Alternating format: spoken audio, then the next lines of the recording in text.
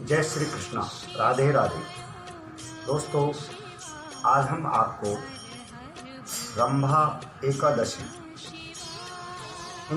इसके विषय में बताएंगे कि रंभा एकादशी कैसे मनाई जाती है, कब से मनाई जाती है। दोस्तों, रंभा एकादशी है वो कार्तिक मास की कृष्ण पक्ष की एकादशी, उसको रंभा एकादशी के नाम से मनाया जाता है। इस वर्ष 11 नवंबर 2020 की रंभा एकादशी रहेगी, वार बुधवार रहेगा। तो दोस्तों, रंभा एकादशी की मनाने की कब से प्रथा चली है।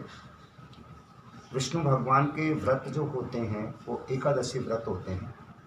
तो एक पुरातन समय में मुचुकुंद नाम का एक धर्मात्मा राजा था। वह बहुत ही आध्यात्मिक और दानी था। वह हमेशा विष्णु भगवान के एकादशी का व्रत किया करता था। एकादशी व्रत के प्रभाव से उसके एक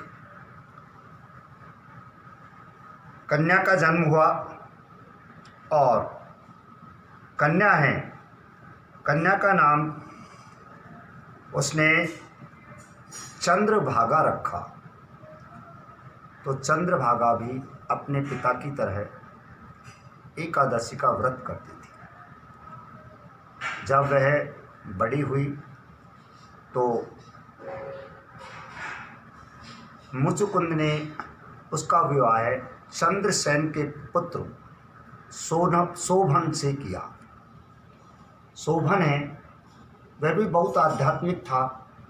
विवाह के बाद ही वह मुचुकुंद के राज्य में रहने लगा और उसके राज्य कार्य में हाथ बटाने लगा। जब वह वहाँ पर रहता था, उसने भी उनकी तरह एकादशी का व्रत करना प्रारंभ कर दिया। लेकिन कार्तिक मास के कृष्ण पक्ष की एकादशी के दिन उसने व्रत किया हुआ था। भूख और प्यास से बेचैन होकर उसने अपनी देह त्यागी। उस एकादशी के व्रत से भगवान ने उसको पुनर्जन्म दिया और वह एक मकरंद मंद्राचल जो पर्वत है, उस मंद्राचल पर्वत पर देव नगरी के अंतर्गत उसका जन्म हुआ।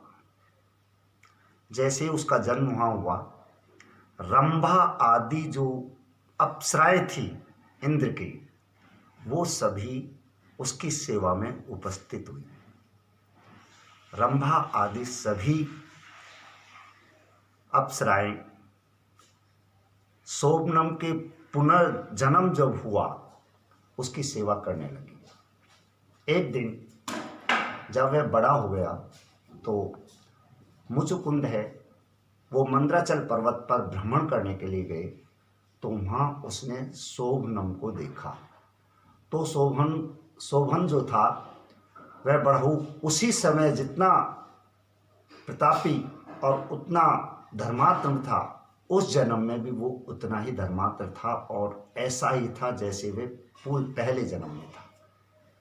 उसने उसको जब वहाँ देखा तो वह उसको पहचान गया और उसने उससे वार्ता की। वार्ता के बाद में वह अपने घर नगरी में वापस लौट के आया तो उसने वो बातें रानी और अपनी पुत्री उससे कहा। तो उसकी पुत्री चंद्रभागा है, वो अपने पिता की बात सुनकर वह मंद्राचल पर्वत पर गई और उसने शोभनम से वार्ता की और शोभनम से उसका मिलन हुआ। उसने उससे विवाह किया।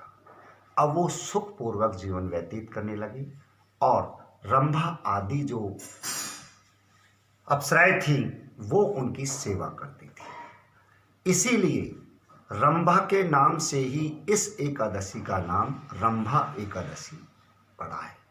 जो भी विष्णु भगवान की एकादशी का व्रत करता है और कार्तिक मास की कृष्ण पक्ष की एकादशी का व्रत जो करता है, उसको पुनर्जन्म में देवनगरी में देवताओं का जन्म मिलता है और रंभा आदि जो अप्सराएं हैं वो उनकी सेवाएं करती हैं।